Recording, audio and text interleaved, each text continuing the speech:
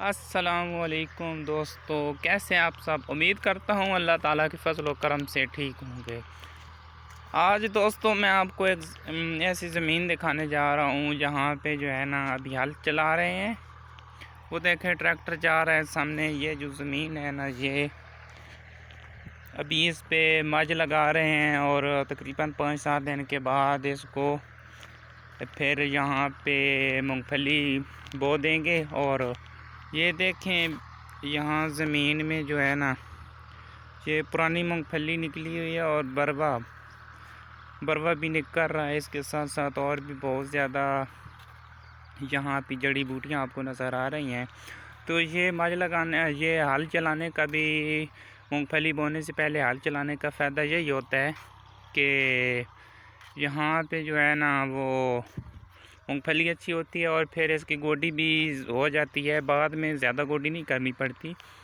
اس کا مین فائدہ یہی ہوتا ہے کہ ایک تو اس میں جڑی بوٹیاں تلف ہو جاتی ہیں اور اس کے ساتھ ساتھ جو ہے نا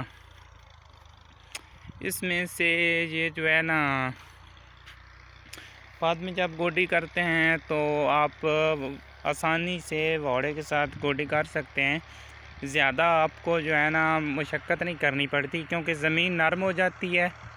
جب زمین نرم ہوتی ہے تو گوڈی بھی اچھی ہوتی ہے اور فصل بھی پھر انشاءاللہ اچھی ہو جاتی ہے۔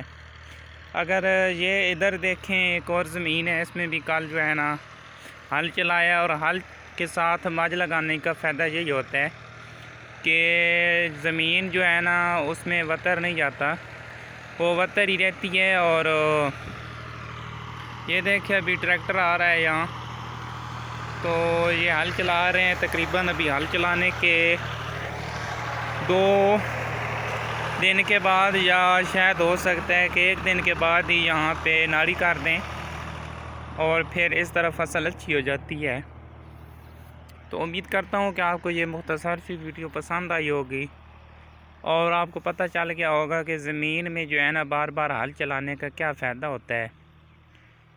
جتنا زیادہ ہل چلے گا اتنی زیادہ فصل اچھی ہوگی۔ ابھی مونگ پھلی کی فصل لگانے کا موسم ہے، تو زیادہ سے زیادہ لوگ جو ہے نا جلدی کر رہے ہیں، اور بارش کا بھی ابھی تک تو اتنا خاص امکان نہیں ہے۔ دیکھیں چھوٹے چھوٹے بادل بنے ہوئے ہیں، تو یہ اللہ تعالیٰ کے کام ہوتے ہیں، جو انسان کی قسمت میں لکھا ہوتا ہے وہی ملتا ہے۔